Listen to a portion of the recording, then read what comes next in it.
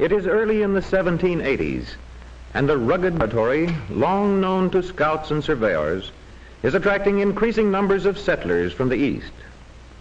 Along the wilderness road they come, families with their animals, they trudge northwest. Behind them, the struggles of the Revolutionary War. Before them, the conquest of a wilderness. The journey is long and arduous, but it leads to a land of promise. And for Walter Taylor and his friend George Simmons, that is enough. These men have fought for freedom. They intend to make it real. A purpose fully shared by Mrs. Taylor and Mrs. Simmons, women of dauntless courage. Day after day, the party follows the unfamiliar trail, sometimes crossing the beds of streams carved through Kentucky limestone, streams bordered by forests of cherry, walnut, hickory, and oak. And there's many a hill to climb in the course of the weeks of travel.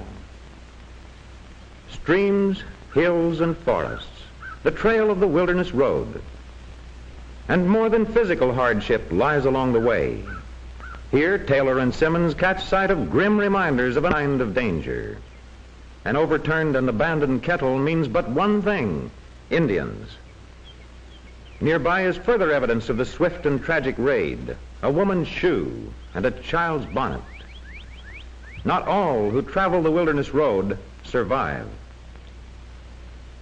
But the fate that has fallen to others does not discourage these determined pioneers. They salvage the abandoned kettle and press on, knowing well the danger that surrounds them, but feeling a confidence born of courage. So the long days pass on the march, while the evenings bring pauses for the night in camps beside the trail.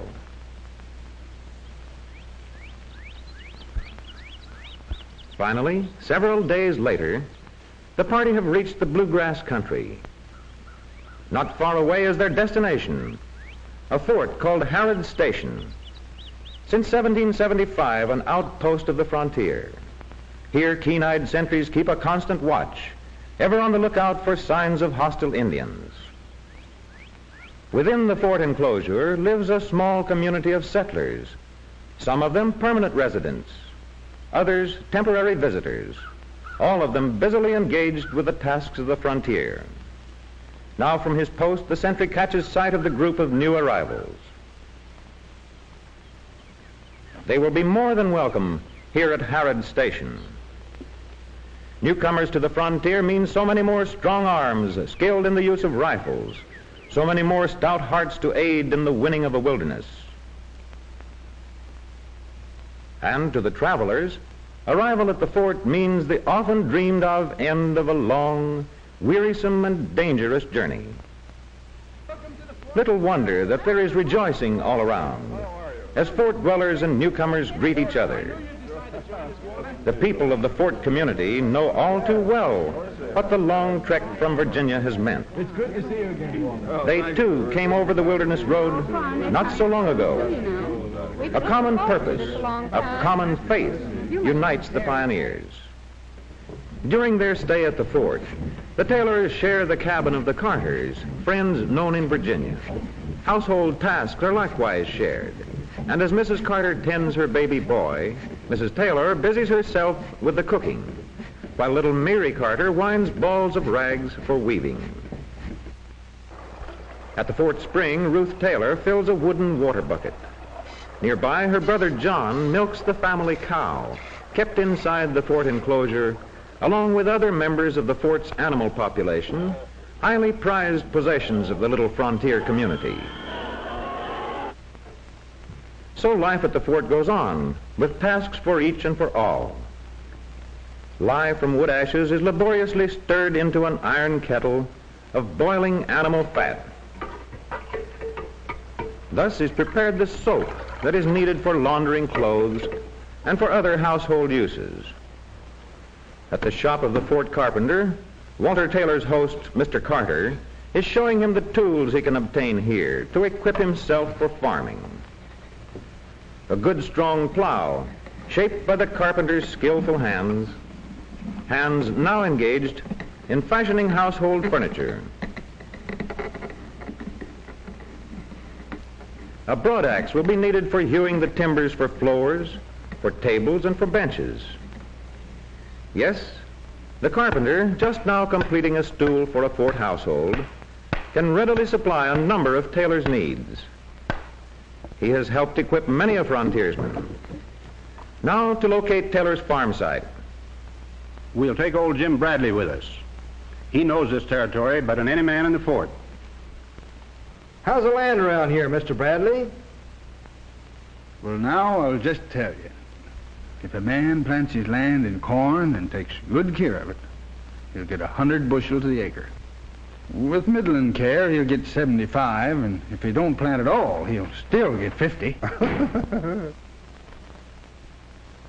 They say at the fort that sometimes Jim Bradley does exaggerate just a little. But he scouted this territory years ago, and he knows every hill and stream. In the busy life of the fort, schooling for the children is not neglected. A clay-floored cabin serves as a classroom where elementary lessons are provided for youngsters of widely varying ages. What letter is this? A. Now for another letter, but first the A, drawn with charcoal, must be erased. Perhaps the next letter will not be quite so easy. What letter is this? There seems to be a difference of opinion.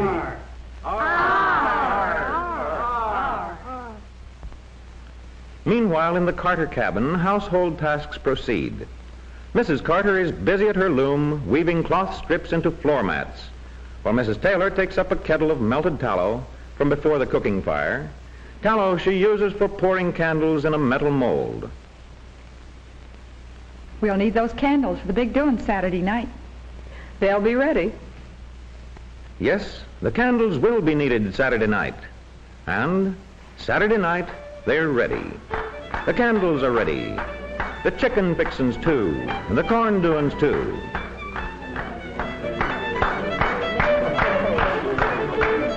All hands up and circle right. I says to him, stranger, why, them ain't Indian mounds you're looking at. Them's tater hills. Little old tater hills.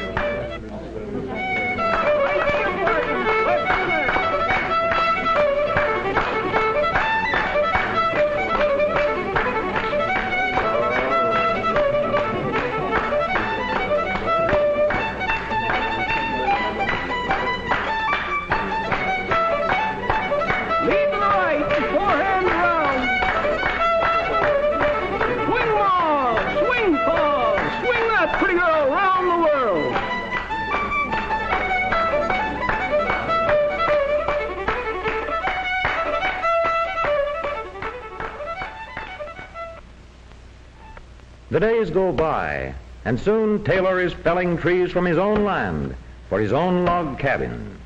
As the trees are felled, John carefully trims them, while nearby, friends proceed with the work of fitting trimmed logs into the rapidly growing cabin. And as new logs are made ready, they're carried to the builders, while Henry, the faithful Taylor slave, continues with the tree cutting. Yes, Taylor owns land now, 170 acres, and soon he'll have a new home.